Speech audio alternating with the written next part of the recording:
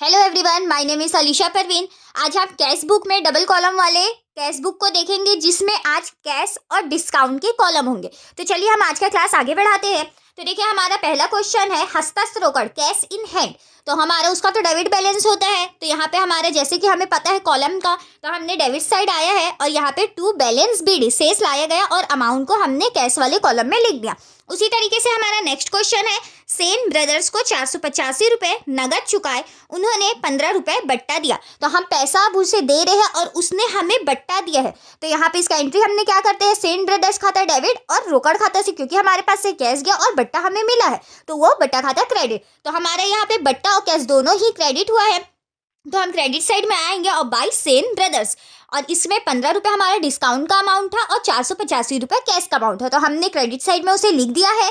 वैसे ही हमारा next question है नगद क्रय। तो हम एंट्री क्या करते हैं, क्रय खाता डेबिट और रोकड़ खाता से purchase account debit to cash account. हमारे इसमें भी कैश अकाउंट क्रेडिट हो रहा है। तो हम क्रेडिट साइड में आएंगे और बाय परचेस अकाउंट अमाउंट को हमने कैश वाले कॉलम में डाल दिया है। उसी तरीके से हमारा नेक्स्ट क्वेश्चन है, मदन गोपाल से 882 रुपये नगद प्राप्त हुए और बट्टा दिया 18 रुपये। हमें पैसा मिल रहा है और हम सामने वाले को डिस्काउंट दे रहे हैं। तो कैश अकाउंट डेबिट, बट्टा अकाउंट डेबिट और हमारा मदन गोपाल के खाता से हो जाएगा। तो यहाँ पे कैश और डिस्काउंट डेबिट हुआ है तो हम डेबिट साइड वाले में आएंगे और यहाँ पे टू मदन गोपाल अमाउंट को बट्टे वाले अमाउंट को डिस्काउंट वाले अमाउंट को डिस्काउंट वाले कॉलम में और कैश वाले कॉलम में कैश का अमाउंट को डाल देंगे। उसी तरीके से नेक्स्ट हमारा है नगद बिक्री, कैश सेल्स। तो हम नगद बिक्री कर रहे हैं तो हमारा एंट्री क्या हो जाएगा, cash account debit to sale account. तो हम यहाँ पे कैश अकाउंट डेबिट हुआ है तो डेबिट साइड में आएंगे और डेट डालेंगे और टू सेल अकाउंट और अमाउंट को अमाउंट वाले कॉलम में डाल देंगे। वैसे ही हमारा नेक्स्ट क्वेश्चन यहाँ पे है, मिश्रा ट्रेडिंग कंपनी को भुगतान किया, हम उसे पैसा भुगतान करें तो मिश्रा ट्रेडिंग कंपनी डेबिट हो जाएगा और टू कैश अकाउंट क्रेडिट हो जाएगा।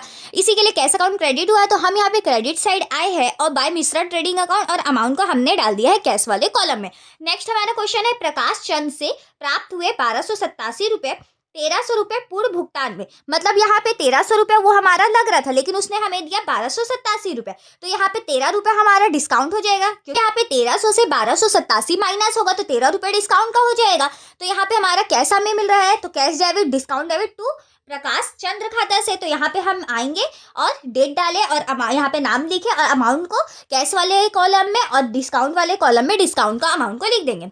वैसे ही नेक्स्ट क्वेश्चन हमारा है, मजदूरी चुकाई 70 रुपये, गाड़ी भाड़ा दिया 62 रुपये। तो इसमें हमारा कैश गया है तो कैश क्रेडिट और यहाँ पे मजदूरी वेजेस डेबिट और गाड़ी भाड़ा भी डेबिट हो जाएगा। तो हम यहाँ पे तारीख डालेंगे, वेजेस अकाउंट टू और बाय कैरीज अकाउंट 70 रुपये और 62 रुपये अमाउंट को कैश वाले कॉलम में लिख लेंगे। नेक्स्ट क्वेश्चन है, रोकड़ राशि से मशीनरी खरीदी। तो मशीन हम खरीद रहे हैं तो machine debit to cash account. तो कैश अकाउंट क्रेडिट हुआ है तो डेट हमने डाला बाय मशीनरी अकाउंट और अमाउंट वाले कॉलम।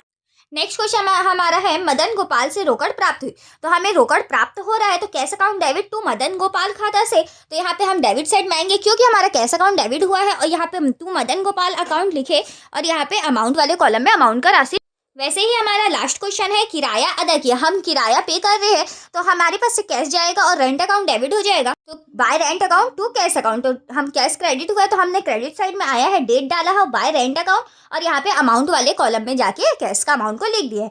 तो देखिए, हम यहाँ पे कैश वाले कॉलम में जो डेबिट साइड है यहाँ पे हमने सारे डेबिट साइड वाले कैश अमाउंट को प्लस किया है, जिसमें 4314 रुपये आया है और क्रेडिट साइड वाले को प्लस किया है। यहाँ पे हमारा इतना तक हमने प्लस किया है। अब यहाँ पे हमारा माइनस अमाउंट जा रहा है 1037 रुपये। तो यहाँ पे हमने बैलेंसिंग फिगर लेके गए हैं, शेष ले गए और यहाँ पे क्रेडिट साइड में भी हमारा इक्वल हो चुका है 4314 रुपये। अब हम डिस्काउंट का बात करते हैं तो डिस्काउंट वाले कॉलम की डेबिट साइड में हमने प्लस किया है 18 रुपये और 13 रुपये मिलकर हमारा 31 रुपये आया है और क्रेडिट साइड में 15 रुपये है। जैसे कि आप कैश वाले कॉलम में यहाँ पे शेष बैलेंसिंग फिगर लेके जाते हैं, वैसा हम डिस्काउंट वाले कॉलम में बिल्कुल भी नहीं रखते। ये आपको हमेशा ध्यान रखना पड़ेगा। भले ही हम कैश वाले कॉलम और बैंक वाले कॉलम में बैलेंसिंग फिगर लेके जाते हैं, बट डिस्काउंट वाले कॉलम में जितना डेबिट साइड में है वो उतना वहीं पे रहेगा और क्रेडिट साइड में जितना है वो उतना वहीं पे रहेगा। किसी तरीके का बैलेंसिंग फिगर इस पर नहीं लेके जाया जाता है।